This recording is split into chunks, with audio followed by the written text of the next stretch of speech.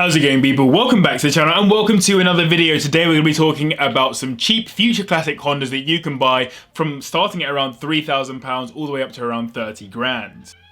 Whoa, my cat's going off. I've done a whole bunch of videos on different brands so far, like Mercedes, BMW, Porsche, Audi, Ford. I thought it was time to do something Japanese, and I thought Honda would be the best one to go for. I think all 10 of these cars stake some claim to being future classics one day, and they're also pretty cool cars for the money. But don't forget that I'm in the UK, so prices in other countries may differ, and whenever you buy any second-hand car, maintenance, repairs, insurance, road tax, all that good stuff is important to remember. Don't forget to hit the like button if you enjoy this kind of video, and subscribe as well if you're new. Myself and Simba will both enjoy it. He has been going off and meowing in the background and trying to stop me from recording, so yeah, just hit like. But without further ado, let's get into the video.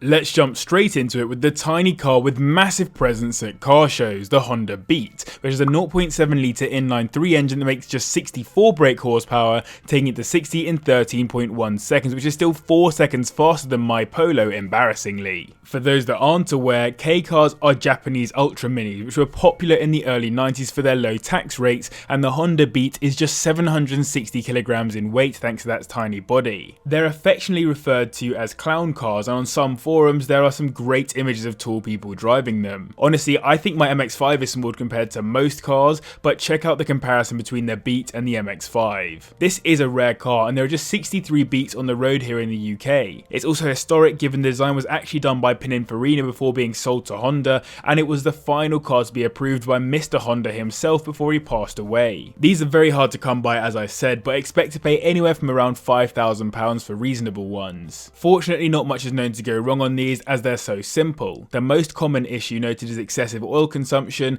and many have suffered from rust. Taking ninth is something just a little bit bigger, the Honda CRX, but specifically the Del Sol or Targa top that arrived in 1992. It has a 1.6 litre inline-4 engine that makes 123 brake horsepower, which will get it to 60 in 9.3 seconds. The Del Sol name actually refers to that Targa roof, as in Spanish it means of the sun. That detachable hardtop has a nice slot in the boot, so you don't have to commit to being a convertible all the time, as is the case with a few hardtop convertibles of that era. Despite being a massive shift from previous CRX generations, it still got a lot of love from journalists and the public, particularly in Japan, as a competitor against other roadsters like the MX-5 and MR2. Some, like Japanese car show Best Motoring, even went as far as calling it the most important Japanese sports car for a decade. £3,000 a minimum that you'll find these listed for, and anywhere between 5 to 10k will get you a good one. Engines are known to be strong but need to be looked after. There are some known synchro issues between second to third gear, so be aware on the manuals,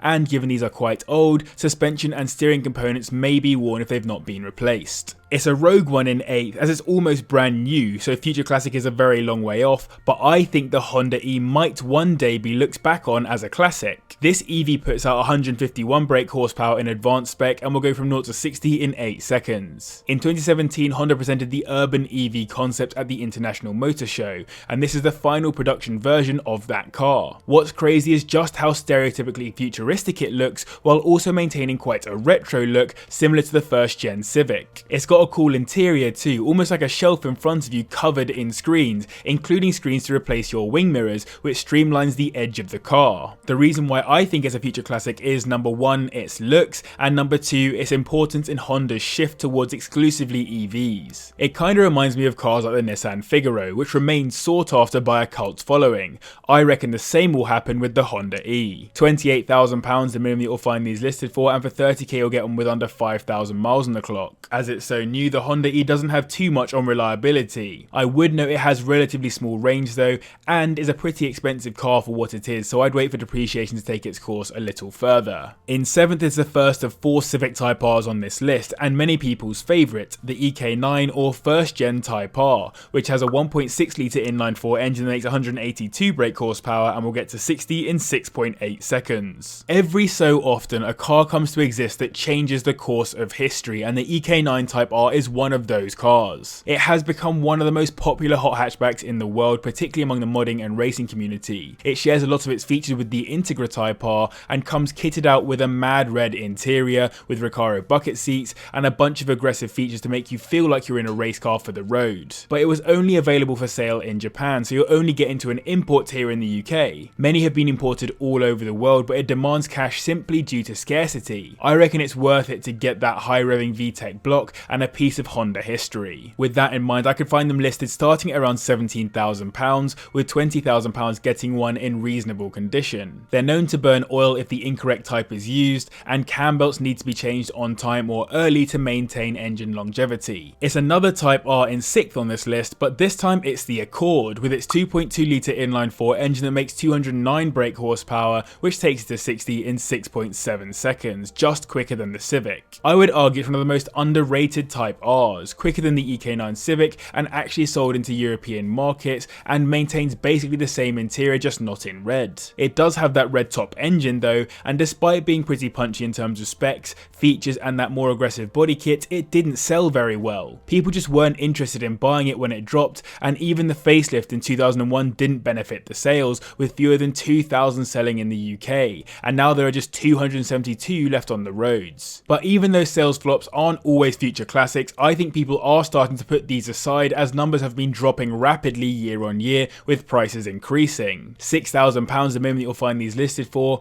and the most you need to spend for a good one is around 10 grand. Cam belt tensioners are known to fail, and camshaft oil seals can fail too. Pre-facelift cars have weak synchros around 5th and reverse gears, and brake pipes are known to rot, as is some of the metal around the door seals, bulkhead, wheel arches and footwells. So I hope you enjoyed this video. If you are, make sure the like button, I'd really appreciate it. Let's try and hit 2,000 likes in this video, and don't forget to subscribe. We are so close to 100k, it's agonizingly close. So if you're not subscribed yet, please consider doing so, and it would really help me out. It's another Type R, but again not a Civic, taking 5th on this list, the Honda Integra Type R DC5, with its 2 litre inline-4 engine that makes 214 brake horsepower, taking it to 60 in 6.5 seconds. That engine is still the K20, and it sits on the same platform as the EP3 Civic. In the US, you'd know this car as the Acura RSX instead, but irrespective, prices have been shooting up for years. Last year in April, I made a video on cars that are soaring in value, and this is already 4 grand more expensive than it was then. The car has a massive cult following, plus it's ultra rare, with fewer than 650 on the roads in the UK now, and numbers are only decreasing, while sawn numbers are increasing. Like the Accord, this means people are starting to store them as precious items, and as of 2021, there are now more sawned Integra Type Rs than licensed ones. These start at around the £15,000 mark, and they've been going up in price for years now, so you'll be looking at pretty cherished examples at over 20k. The O2 sensor, engine mounts, worn bushes and knocking suspension are the key known problems on these, and they're all generally easy to fix according to owners. In 4th is the most affordable Civic Type R on this list, which definitely counts for something, the EP3, with its 2 litre inline-4 engine that puts out 197 brake horsepower and goes from 0 to 60 in 6.4 seconds. Considering it's on the same platform and engine as the Integra, it's far cheaper, starting at around 3 grand at the bottom end, and perfect examples for collectors sit at around the 15k mark, the same price Integras start at. If you've got the budget, aim to buy a JDM import Mugen instead, which comes with a few additional desirable parts, from the more aggressive chassis to the LSD, all the way through to those Recaro race seats. Funnily enough, the car was actually built in the UK, including the JDM example, at their Swindon factory. If you're looking for one, try to get one post 2003, as it comes with some key updates, including more balanced suspension and more responsive steering, which address some of the key complaints owners had for the initially released model. That K20 block is a real draw to these cars too, and people love to mod them and throw more power at them. I've been told the engines will manage over 400 brake horsepower without needing to be built, but transmissions obviously will need swapping. With building, these can hit 1000 brake horsepower. Insane. Reliability is pretty solid in these too, which is what you want to hear. On to the top 3 now, and in 3rd it's the well-loved Honda S2000 with its 2 litre inline-4 engine that makes 240 brake horsepower,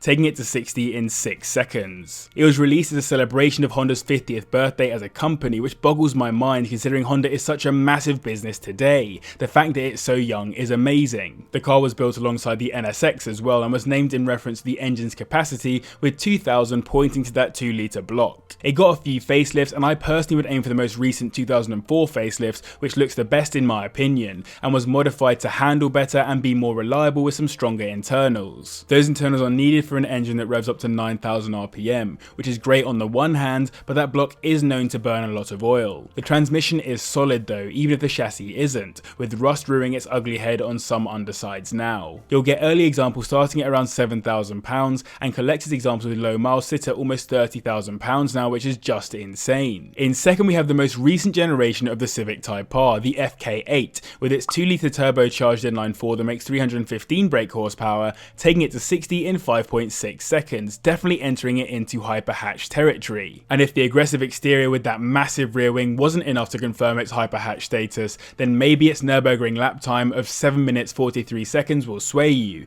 given that was the front-wheel drive lap record until the Renault Megane RS Trophy R took the title by 3 seconds. But being serious, the Type R is the standard Type R, while that Megane is the most aggressive of a bunch of different RSs, specifically built to beat the Civic around the ring. This car really is a weapon on track. Owners of multiple Type R generations know that the interior is much nicer than all predecessors, with way more practicality too, considering it still has 5 doors and 4 seats, and a sizable boot. Obviously it's a pretty new car, so £25,000 the minimum that I could find these listed for, and for 30 here we'll be looking at a 2018 model around 20,000 miles on the clock. It's also generally reliable too, and the main problem is crunching between first and second gear. Taking the top spot is the Civic Type R FK2, or the generation that preceded the FK8. It shares that 2-litre turbocharged inline-4 just with 10 less brake horsepower at 305, but it will get to 60 slightly quicker, just 5.5 seconds, hence it takes the top spot. That is, however, one of the only things it actively does better than the FK8. It's based on a 9th gen Civic and was the first ever Type R to come with forced induction from factory, updating it to the modern era. It only had a very short run from 2015 to the start of 2017, which means that not many of them were ever even made or sold in the UK compared to other gens. But I do think it looks really cool, stepping up Civic to the more aggressive exteriors we see today. I'm particularly partial to the wide wheel arches. Owners do complain a little bit about it when compared with the more recent FK8 I just mentioned, as the FK8 was that much better in terms of handling, practicality and basically all around. But it definitely remains a race car for the road. These start at around £15,000 and above 20k we'll be looking at a 2017 model with under 50,000 miles on it. Some owners note problems with fuel starvation, and some have mentioned getting damaged low down because of how flush they sit. So I hope you guys enjoyed this video. If you did, remember to hit the like button and subscribe as well if you're new. Let me know in the comments down below any other brands you'd like me to talk about with this kind of video. I think I'm going to stop doing these for a little while and instead talk about some broader topics like I normally do. Massive thanks to the patrons always for their support, and to you guys as well for watching. I'll see you in the next one. Listen.